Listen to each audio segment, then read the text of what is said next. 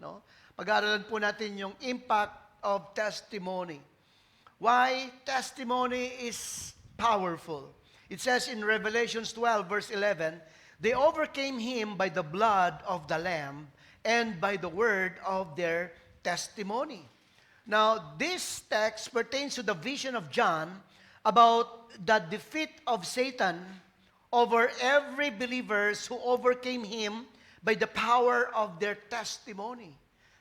John saw in his vision that the believers have overcame the power of Satan. He overcame the power of the devil in his life. They were able to overcome because of their testimony. So our testimony is powerful. When we combine our testimonies with faith and declare God's faithfulness, it becomes our spiritual weapon. It becomes our weapons that can defeat any works of the enemy in our lives. So tonight, I want us to explore the impact of our testimony. Ano ba yung magagawa ng ating mga patotoo sa buhay natin ito as we share the gospel of Jesus Christ? So let us all stand and read our text in Acts chapter 26, beginning verse 12. Let's read beginning verse 12. On one of these journeys, I was going to Damascus with the authority and commission of the chief priests. About noon, O king, as I was on the road, I saw a light from heaven, brighter than the sun, blazing around me and my companions. We fell to the ground, and I heard a voice saying to me in Aramaic, Saul, Saul, why do you persecute me? It is hard for you to kick against the goads. Then I asked, Who are you, Lord? I am Jesus whom you are persecuting. The Lord replied, Now get up and stand on your feet. I have appeared to you to appoint you as a servant and as a witness of what you have seen of me and what I will show you. I will rescue you from your own people and from the Gentiles. I am sending you to them to open their eyes and turn them from darkness to light and from the power of Satan to God, so that they may receive forgiveness of sins and a place among those who are sanctified by faith in me. Father, we pray for your Holy Spirit, Lord, to speak to us tonight through your message. In Jesus' name we pray. Amen. Now, in our text, we see how the Apostle Paul testified to the King Agrippa about his miraculous conversion. He's telling how the Lord called him for his mission to preach about Jesus. You know? And he was called to testify what he had experienced. So when we say testimony, the word testimony comes from Latin word testimonium, which means evidence or witness. No? Pag sinabi po natin na testimony, and when we share our testimonies, we are offering an evidence of God's power, God's activity in our lives, witnessing to His character, His promises, and even to His power. So this is exactly what Paul was saying here in our text. The power of his testimony is so powerful enough that he lived by it. Now, let us study what the effectual elements of a powerful testimony. Ano ho ba itong makikita natin sa ating text ngayong gabing ito sa kapangyarihan ng patotoo ni Paul, and how can we also have the same impact with Paul by our testimony? So let me give you first the effectual elements of a powerful testimony is its genuineness, or we say authenticity. It is the genuineness or the testimony of Paul that brought an impact to his life. Simula nung nakilala ni Paul si Jesus, his life was never the same again. when we begin to encounter our Lord, we all have different encounters. Iba-iba. Pinagaling ka, pinalaya ka, nirestore ka, no? Nadala ng pag-asa. We all have different experiences to share in our testimony. And Paul tells us his personal encounter with Jesus. Sabi niya sa verse 12, one of these journeys I was going to Damascus with the authority and commission of the chief priests. About noon, O king, I was on the road. I saw a light from heaven, brighter than the sun, blazing around me and my companions. We all fell to the ground, and I heard a voice saying to me in Aramaic, Saul, Saul, why do you persecute me? It is hard for you to kick against the goads. Then I asked, who are you, Lord? I am Jesus whom you are persecuting. The Lord replied. Ito yung kanyang testimony sa kanyang encounter sa ating Panginoon. And it was so genuine that he did not add anything about his experience to the Lord. He just tell us, he just declare what he had experienced personally to the Lord. Kaya po tayo, pag meron na po tayong karanasan na naranasan sa ating Panginoong Jesucristo, you don't need to make an outline just to share your testimony. But you just have to be truthful, it should be genuine, and it should be authentic. Can you say amen? Sino po ba nakaranas na ng pagkilos ng Diyos sa kanyang buhay? Lahat tayo pinalaya ng Diyos sa lahat ng uri ng kasalanan. Iba-ibang kasalanan natin. And that is your genuine testimony. We all have different testimony that we can testify to others. But let it be that when you share your testimony, it should always bring glory to God. No? So, what we need to understand when we tell our testimony is our story. You must know your story. Ano ba yung kwento ng iyong pagkakakilala sa Panginoon? Ano ba yung unang dumating sa iyong buhay bago mo nakilala ang Panginoon? So to give you a practical pattern, remember your testimonies. Una po, you have to remember your busy experience, yung before Christ. Ano ba yung life mo before, nung wala pa si Kristo sa buhay mo? Ano ba yung mga karanasan mo sa iyong buhay na nakikita mo na pagkakaiba ngayon na meron ka ng Kristo sa puso? No? So, Paul gives us a glimpse of how he shared to us his life before he came to know the Lord. Because in the early days of the church, the Jewish believers continued to meet in the synagogues, and that was where Paul found them and began to persecute them and punish them. Sabi niya sa Galatians chapter 1 verse 13, "For you have heard of my previous way of life in Judaism," yung buhay ko noon, "how intensely I persecuted the church of God and tried to destroy it." No? Ito yung kanyang patotoo.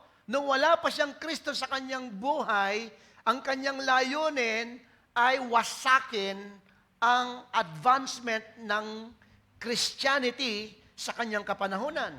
Verse 14, sabi niya, "I was advancing in Judaism beyond many Jews of my own age and was extremely zealous for the traditions of my father." So, Paul in his early years looked on as religious zeal. Masyado siyang panatiko doon sa kanyang religion. That any other religion than his belief, he wants to destroy. He wants to siguro sa kagaya ng marami ngayon, nakikipag-debate sila para lamang patunayan na yung kanilang mga paniniwala ang siyang totoong relihiyon. But later on, he considered to be foolishness. Nung nakilala ng Panginoon, Sabi niya, yung mga bagay na yun is just a foolishness. Acts 26:11, sabi niya, in every synagogue, I often punished them and tried to make them speak against Jesus. I was so angry against them, I even went to other cities to find them and punish them. And before knowing Christ, Paul made chaos in the church. Ginugulo niya yung church. Acts 8:3, sabi niya, but Saul began to destroy the church, going from house to house. He dragged off men and women and put them in prison. So, ikinikwento niya yung dati niyang buhay. Ang tanong ko sa iyo, kapatid, ano yung dati mong kwento ng buhay? Pabait ako, pastor. Cute ako. Wala akong ginagawang masama sa kapwa ko. No? Is that your story? Because there should be a significance how you have turned from your life before you come to know the Lord at kung ano na yung buhay mo ngayon na nasa Panginoon ka. So si Paul, ina-identify niya sa kanyang testimony, ito ako dati, magnanakaw ako. Ito ako dati, hold-upper. Ito ako dati, immoral ako noon. Ito dati ang buhay ko.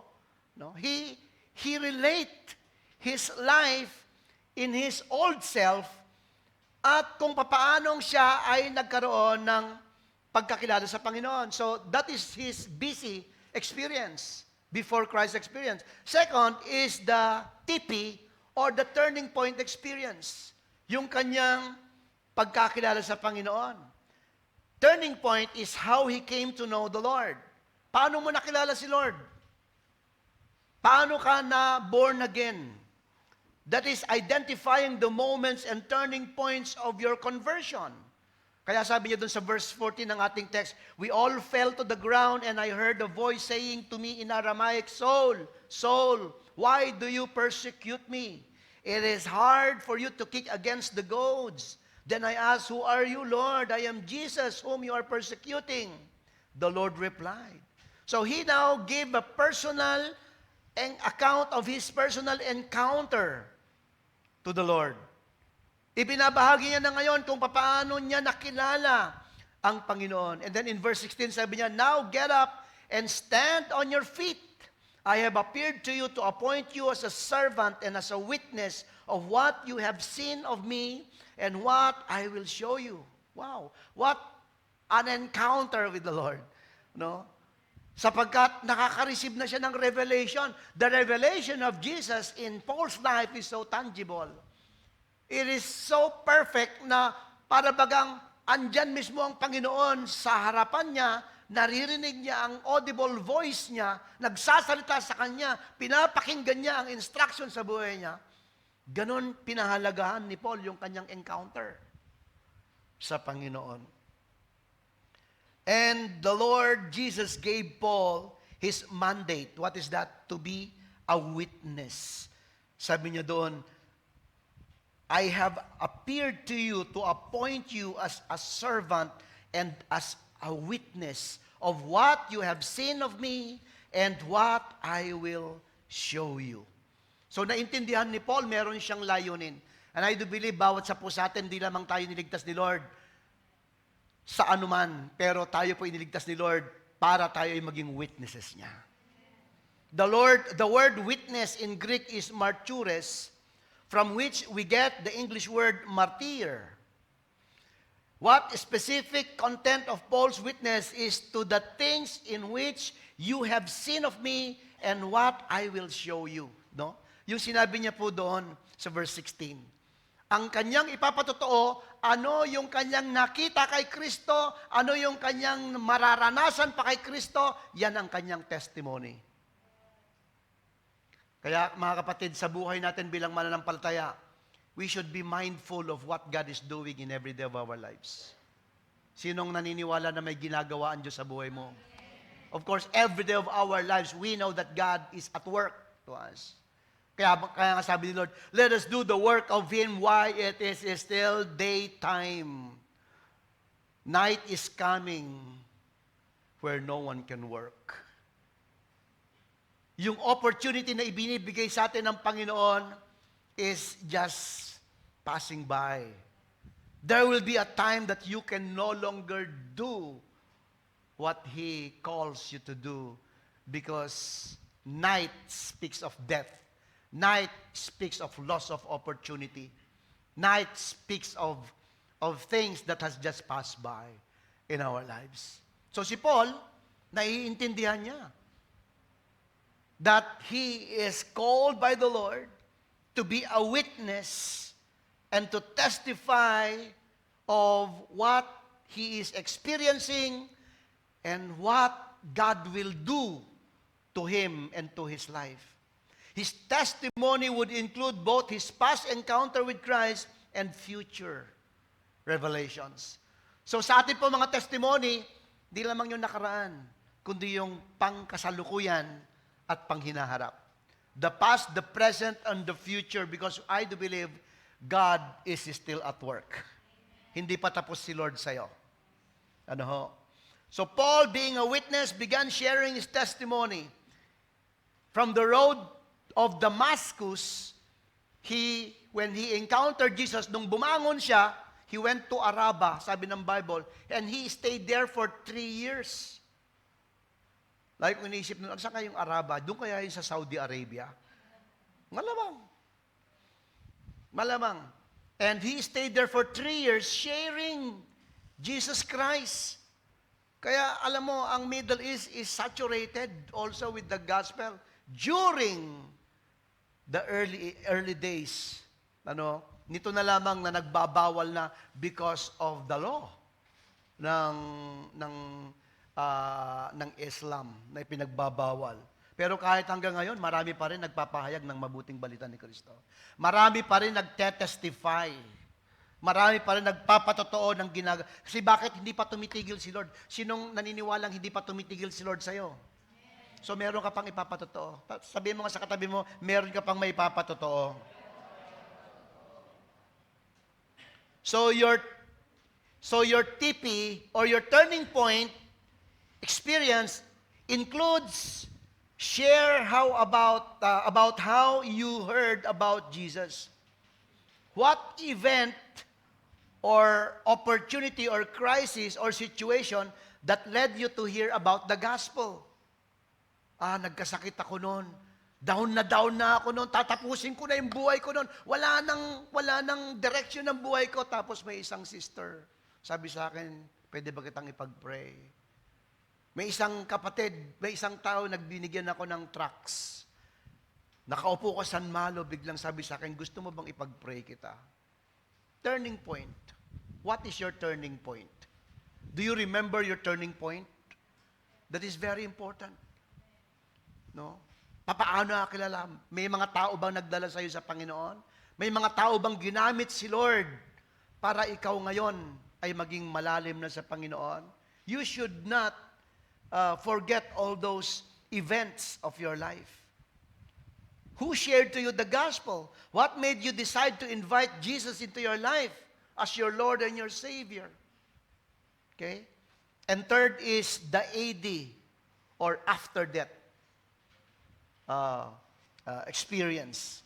This is you testify about the positive changes that Christ has made in your life. Ano yung mga pagbabagong ginawa ni Kristo sa buhay mo? What changes in your perspective, in your behavior, in your attitude that took place in contrast with your life before you came to know the Lord? Ano yung buhay mo ngayon na ikaw ay naglilingkod sa Panginoon comparing noong wala ka pa kay Kristo? No? Sabi niya sa verse 17, I will rescue you from your own people and from the Gentiles. I am sending you to them to open their eyes and turn them from darkness to light and from the power of Satan to God, so that they may receive forgiveness of sins and a place among those who are sanctified by faith in me. Your AD or after that experience is represent your new life in Christ. Ang buhay mo ngayon sa Panginoong Jesucristo ay ibang-iba na sa buhay mo noong wala ka pa kay Kristo. So, Ano ka na ngayon? Tanongin mo yung katabi mo, ano ka na ngayon? Ano ka na ngayon? Sana wag sumagot, dati pa rin. Hindi na. Hindi na dapat gano'n ang lingwahe natin. Dati pa rin. Kumusta ka na? Eto. Dati pa rin. Ganun pa rin ba tayo? Hindi na dapat. Sabi nga ng iba, eto, blessed na blessed. Di ba? Sabi nga ng iba, eto, more blessed than yesterday. Di ba? Eto, paganda ng paganda. Di ba? Pabuti ng pabuti, payaman ng payaman. Wow. Di ba? Dapat merong pagbabago. That should be our story in Christ. Amen? Sabi ni Paul sa Galatians 2:20, I have been crucified with Christ and I no longer live, but Christ lives in me. Hindi na ako yung nabubuhay, sabi niya. Patay na ako. I no longer live. Patay na ako. But Christ lives in me.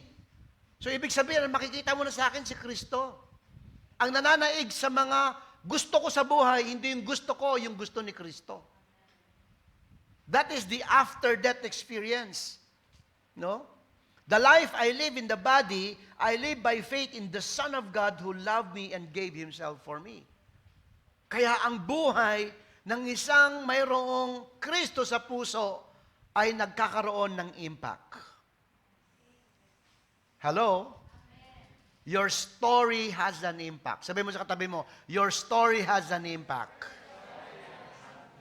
May impact yan, kapatid. Kung ipagpapatuloy mo na ipahayag ang ginawa ni Kristo at ginagawa pa ni Kristo sa buhay mo. And not only that you should know your story, but also be authentic. Be authentic.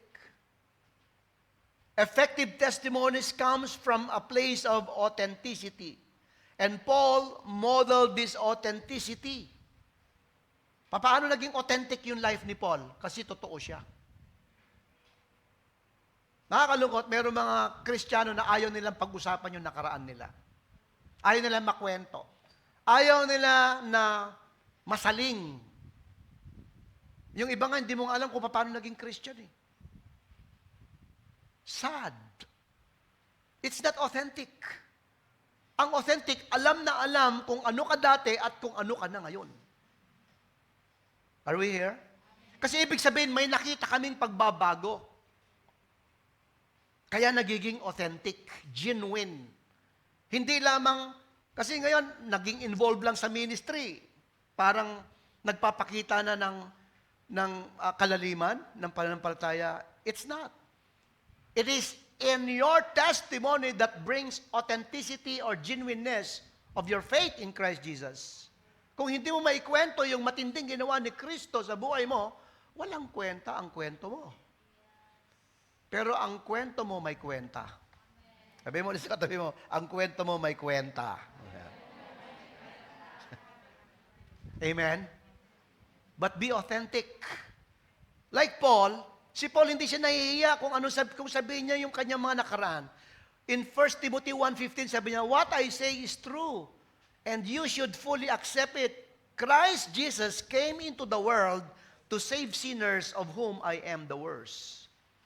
He acknowledged that he is worst among the sinners. Kanyang ipinapahayag na sabi niya, nakakahiya nga yung kasalanan ko eh. I am worse kay Lord. And Paul is not ashamed to testify his former way of life because why? It displays the power of God. Hindi na ikaw yung nabubuhay. Si Kristo na ang may kwento ng kwento mo. Siya na yung gumagawa ng kwento mo ngayon. So Paul openly discussed not only that he was the worst among sinners, that he is full of weakness. May kahinaan. Sino may kahinaan? Hindi ko makalimutan yung transgender na nag-testify during the Puso Conference kila Bishop Manny. Kita mo yung transformation niya. Nagpa-sex change siya. But when he came to know the Lord, everything he removed. Pati pananamit, binago niya. But he struggles. The thing is, he struggles. Kaya, napasigaw yung lahat ng mga tao sa Araneta during those times. Sabi niya, ito po ako ngayon, tumatayo po ako sa biyaya ng Diyos. At kailangan ko pa rin po yung mga panalangin niyo kasi aminado po ako na nag-struggle pa rin ako na tayuan kung ano ang tama sa mata ng Diyos. You know, lahat tayo may struggles eh. But when we begin to be honest enough, that brings authenticity of our faith. Not pretending that we are strong, we are okay, where in the inside, we're not. Sabi pa ni Paul sa 2 Corinthians 12:7, to keep me from becoming conceited because of these surpassingly great revelations, there was given me a thorn in my flesh, a messenger of Satan to torment me. 3 times I pleaded to the Lord to take it away from me. But he said to me, my grace is sufficient for you, for my power is made perfect in weakness. Therefore, I will boast all the more gladly about my weaknesses, so that Christ's power may rest on me. Sa kanyang kahinaan na itataas si Kristo, naluluwalhati ang pangalan ng Panginoon. His transparency made his testimony of God's grace all the more powerful. Mas lalong nagiging makapangyarihan ang kanyang patotoo dahil sa biyaya ng Diyos. Remember that the goal of your testimony isn't to show that you are spiritually arrived. Hindi ibig sabihin na okay ka na sa spirituality mo, kaya ka nagtetestify. Kaya ka nagtetestify is to highlight. Ano yung hina-highlight mo? You are highlighting God's faithfulness despite of our weaknesses, despite of our imperfections. So it's okay to share to others who we are, what we struggles of. Ano yung mga struggles natin? Be honest. Are we here? We should be honest enough to seek prayer to others. Aminin natin, di natin kaya yung mga bagay na yon without the help of God. Because when we do so, yung kapangyarihan na ng Diyos ang nananaig sa kapangyarihan sa buhay mo. Amen, no? Don't think that you are already spiritually arrived. Your ongoing struggle don't disqualify your testimony. They actually make it more relatable and authentic. Mas lalo pa na go-glorify si Lord sa testimony mo pag nagpatotoo ka. Tapikin mo yung katabi mo, sabihin mo sa kanya, magpakatotoo tayo, sister. Magpakatotoo tayo, brother. Amen?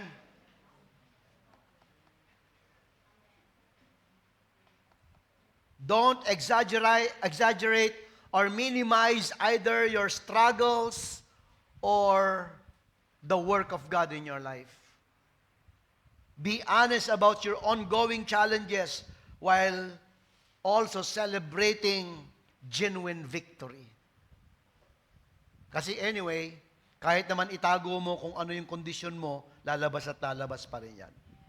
It will still show who we are in Christ. The second effectual element of a powerful testimony is its substance or the good news of it. Sabi niya sa verse 17, I will rescue you from your own people and from the Gentiles.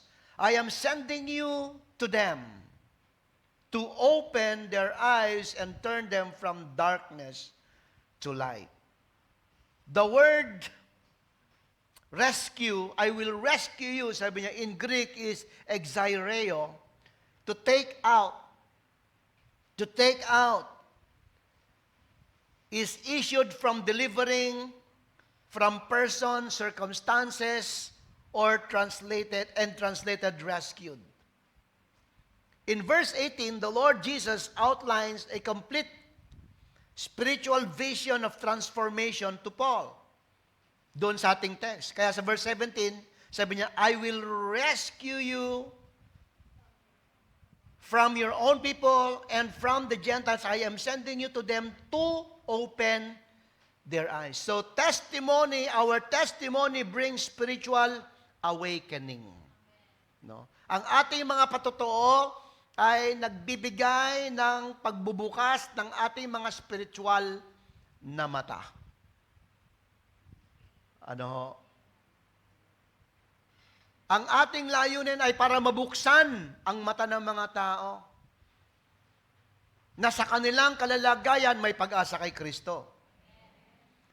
Na sa kanilang kalalagayan, maaari silang patawarin din dahil pinatawad ka na ni Kristo. Ano? So that is letter A. Testimony brings spiritual awakening. That is to open their eyes. Why open their eyes? Bakit buksan ng kanilang mga mata?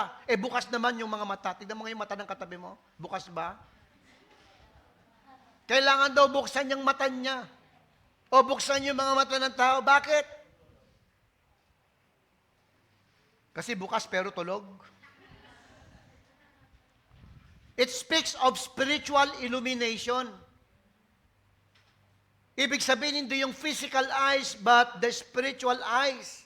Kailangan maliwanagan siya ng patungkol sa mga spiritual na bagay. Bakit? Kasi nga po, binubulag ng dyablo ang ating mga kaisipan para hindi natin maintindihan kung ano ang layunin ng Diyos. Kaya sabi ni Paul sa 2 Corinthians 4:4, the God of this age has blinded the minds of unbelievers so that they cannot see the light of the gospel that displays the glory of Christ, who is the image of God. Sino yung God of this age? Si Satan. Anong ginagawa niya? Binubulag niya. Sinong binubulag niya? Yung mga unbelievers. Binubulag niya yung mga isip para hindi nila maisip yung magandang plano ng Diyos, para hindi nila maisip yung kaligtasan ni Kristo, para hindi nila maisip yung good news ng gospel. Kaya sabi ni Paul, si Satan ang gumagawa niyan. Kaya pag gusto natin ipanalangin ang ating mga mahal sa buhay ng kaligtasan or share the gospel to them, we should pray that God will remove that spiritual veil of darkness. May belo, may nakaharang sa kanilang mga mata, nahahadlangan, hindi nila lubos na makita yung katotohanan sa buhay nila. At kaya sinabi ni Paul, sabi ni Lord kay Paul, yan ang trabaho mo, Paul, itetestify mo kung papaanong ako ay nagdadala ng kaliwanagan o nagbubukas ng kanilang mga mata. Mabubuksan ng kanilang mga mata. Without divine intervention, people cannot perceive spiritual blessing. They are like the man Jesus described in Matthew 13:13. Sabi niya doon, though seeing, they do not see. Though hearing, they do not hear or understand. Nakakakita sila physically pero hindi nila makita kung ano yung mga spiritual na bagay. Nakikinig sila pero hindi nila maunawaan yung mga bagay na itinuturo ng Diyos sa kanila. At gusto ng Lord na tayo ay gamitin niya sa ating mga patotoo, mabuksan ng kanilang mga kaisipan. Can you say amen? Kaya sabi ni Paul sa 2 Corinthians 4:6, for God who said, let light shines out of darkness, made His light shine in our hearts to give us the light of the knowledge of the glory of God in the face of Christ. tayo ngayon ang gagamitin ni Lord, yung ating mga testimony, magbubukas ng mga kaisipan ng mga taong unbeliever. When we testify na yung kanilang hopeless situation, there is hope indeed. Kung sa tingin nila, wala na, lugbok na, hindi. Bubuksan mo yung mga kaisipan nila, may magagawa ang Diyos sa sitwasyon mo. That is how you become a vessel through your testimony. Bakit mo nasasabi yan? Kasi alam mo, naranasan mo eh. Naranasan mo si Lord eh. Amen? Sumakses ka eh. Step by the step.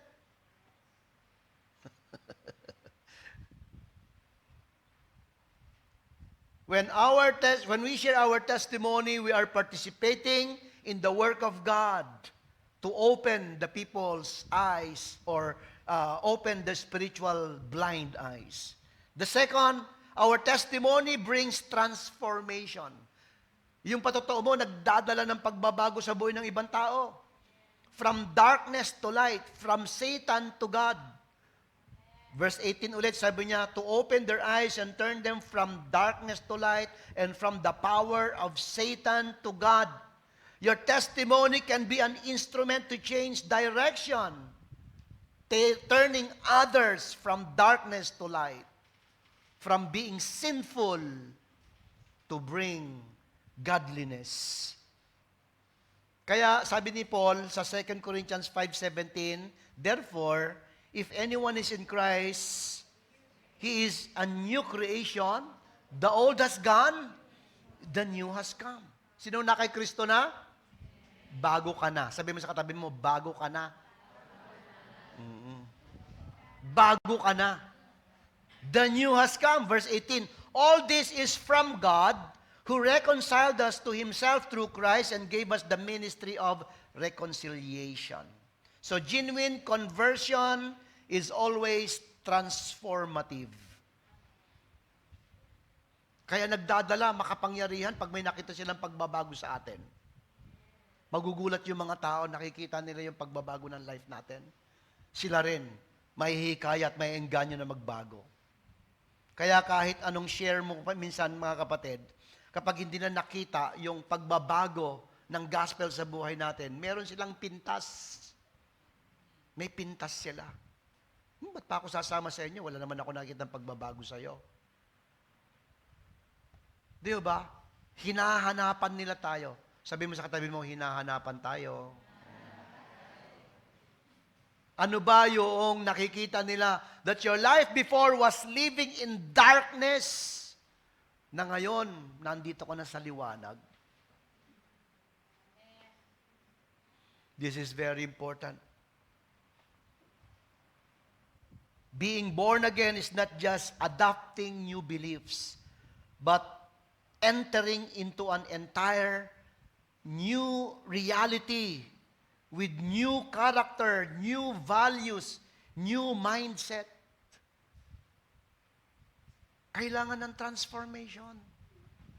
They will not look at how you often go to church. They will not look at how you often do spiritual things. They look what has been done to you. They look at what has been changed to you. Titignan nila talaga yon kung ano yung nabago. That is the substance of the good news. And thirdly, letter C, testimony. Our testimony brings full restoration, forgiveness of sins, and a place among the sanctified. Again, verse 18b, sabi niya, so that they may receive forgiveness of sins and the place among those who are sanctified by faith in me. Sabi ni Lord kay Paul, Paul, para sila rin makatamasa ng patawad. Paul, para sila rin ay mapasama sa pamilya ng mga sumasampalataya sa akin. Amen po yun? That is our good news. That is the substance of our testimony in Christ. Note that this blessing comes through faith in Christ. not through our own goodness, not through our own. Kaya pag ginagamit ka ni Lord, wag mong kunin yung glory. Ay, ako nagdala dyan kay Lord. Ay, ako ang nagtiyaga dyan. No. Kahit anong tiyaga mo, pag hindi binago ni Lord yan, wala. Di ba? It should always bring glory to God. Lahat ng ginagawa natin, Lord, sa'yo ang kapurihan. Sa Kanya lang dapat. Our forgiveness and our place in God's family are a gift of grace that we have just received by faith. Our testimonies are God's instruments. It is God's instrument of the good news of the gospel of Jesus Christ. Are we learning? The third effectual elements of a powerful testimony is its essentiality or the mission. Sabi niya Acts 26 verse 19, "So then, King Agrippa, I was not disobedient to the vision from heaven. First to those in Damascus, then to those in Jerusalem, in all Judea, and to the Gentiles also. I preach that they should repent and turn to God and prove their repentance by their deeds. That is why the Jews seized me in the temple courts and tried to kill me." So tinetestify ni Paul kay King Agrippa na kaya siya na andon sa Rome kasi patuloy niyang ipinapahayag, itinetestify yung ginawa ng Diyos sa buhay niya. Ito ang dahilan ng lahat ng mga umiikot sa buhay ko ngayon. Sabi niya, dahil kaya ang maging mga Hudyo, gusto akong patayin, ay dahil dito. Ano yon? The mission. Kapatid, yung testimony mo, may mission yan. Our testimony is our greatest power to win our loved ones in Christ. Kasi sila yung nakakakilala sa atin eh. Sila yung nakakaalam sa atin kung talagang may nagbago. Alam nila kung pa-church lang tayo. At wala naman nagbabago talaga. Pero alam na alam din nila kapag something has changed in us. No, because that will last. Kaya sabi ni Lord Jesus, sabi niya ganoon, you will bear fruit that will last. Hindi pansamantala yung fruit mo na yon. Yung fruit mo na yon, hindi lamang act. Hindi lamang yun yung mga ginagawa natin sa ministeryo. Fruit that will last hanggang sa tayo kunin ni Lord, makikita nila yon. At yun ang mensahe ng iyong testimony. As Paul stood to King Agrippa, he acknowledged that his survival and ongoing mission was due to his, letter A, obedient response to God's call. Sumusunod lang ako. Kaya tayo po, mga kapatid, tayo po'y sumusunod lang dapat sa mga tagubilin ng Panginoon.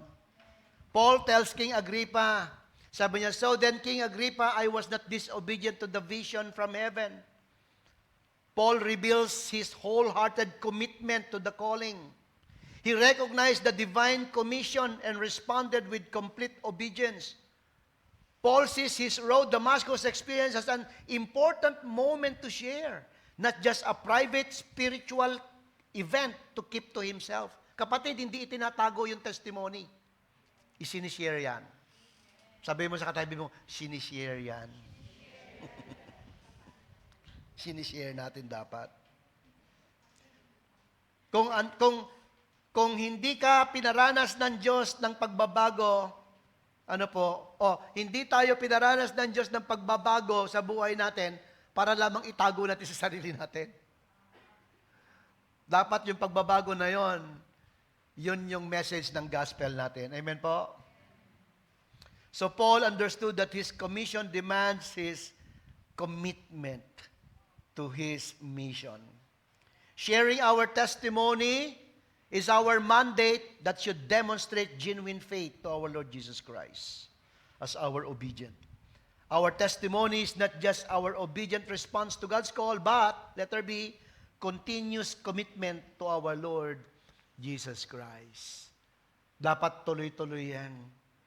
Sabi niya sa verse 22, "But I have had God's help to this very day, and so I stand here and testify to small and great alike.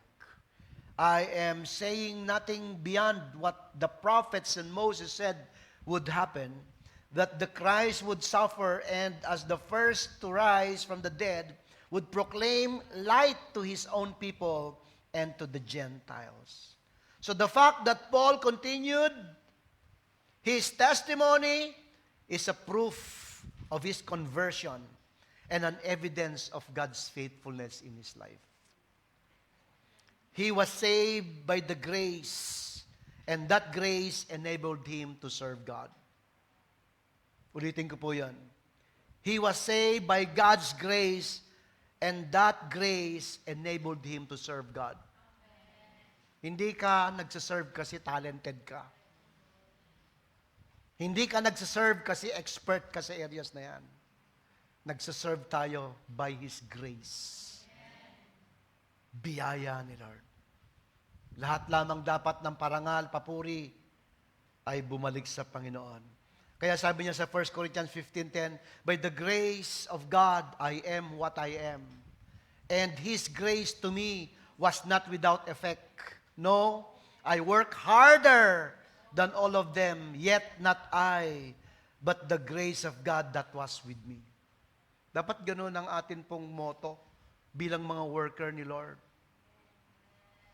Na ginagawa ko lamang yung aking tungkulin dahil sa biyaya ni Lord. At yung biyaya na yon, sabi niya, ay nagdadala sa akin ng kasipagan. Sabi niya, I work harder than all of them. Ipinapakita ko lalo yung kasipagan na yon. Bakit? Kay Lord ko ginagawa. Hindi sa aking head, hindi sa aking pastor, hindi kung kanino man. Kay Lord ko lang ginagawa. And everybody said? So the one word that best summarizes Paul's life in ministry is witnessing or testifying. Kaya sabi niya po doon sa Acts 26 verse 16, "Now get up and stand on your feet. I have appeared to you to appoint you as servant and as a witness of what you have seen of me and what I will show you." Mga kapatid, our major ministry is not dance ministry. It is not worship ministry. It is not ushering ministry or multimedia or audio ministry or children ministry. It is our mandate to witness, to testify what Christ has done and what Christ is continually doing in our lives. Ano yung patuloy pa na ginagawa ni Kristo sa buhay mo at sa buhay ko. Bakit? Ito ang nagdadala ng disipulo sa buhay ng ibang tao.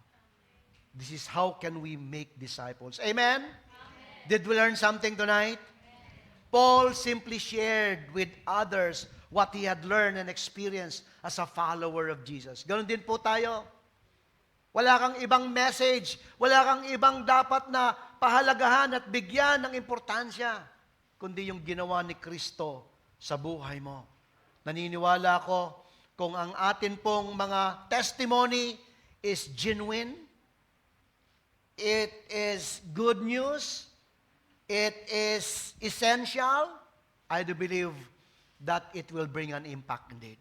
Your testimony will bring an impact. Amen po? Tayong lahat ay tumayo as we close in prayer. In the scripture, even in the Old Testament, nung ang mga Israelita ay pinalaya ng Diyos doon po sa wilderness, alam niyo ginawa nila? Sa Exodus chapter 15, nabasa niyo na po ba yan? Kumanta sila. Umawit sila. Sumayaw si Miriam, 8 years old. Nag-celebrate sila. Bakit? Kasi testimony nila yon. Patotoo nila yon. Noong si Joshua, sila ay lumikas at na-cross nila yung Jordan River. Sabi ni Lord, maglagay kayo ng mga bato, each tribe, magdala ng bato, ilagay sa gitna. At pagdating ng panahon, tatanungin kayo ng mga anak ninyo, anong ibig sabihin ng mga batong yan? Sasabihin nyo sa kanila, sapagkat ito yung araw na ang Diyos gumawa. Kanyang hinati ang ilog Jordan at pinatawid kami. Sasabihin ninyo yan, ituturo ninyo yan sa inyong mga anak at sa kanilang mga kakapakuhan. You see, God is after your testimony. Sabi mo nga sa katabi mo, God is after your testimony. What is your testimony? Very important, mga kapatid. Because God is still at work today. Kumikilos pa rin si Lord sa buhay natin. Lord, thank you, God, for reminding us about the impact of our testimonies, Lord. Lord, help us to remember your faithfulness always. Help us, Lord God, to be bold enough to share what you have done in our lives to others. Panginoon, huwag mo ang hayaan, Ama, na mahinder ang good news ng gospel dahil lamang po, Panginoon, sa ang aming kaisipan ay binubulak ng dyablo at para hindi namin makita ang tunay na kaningningan ni Kristo. But Father, I pray that you give us that power, O Lord. Just like the boldness of Joshua, O God, who is not afraid to tell what you have done to the next generation, Lord. Give us opportunities, Lord God, in our lives. Ito pong linggong ito, hayaan mo na magkaroon kami, Panginoon, ng pagkakataon na maibahagi namin ang testimony namin, Panginoon.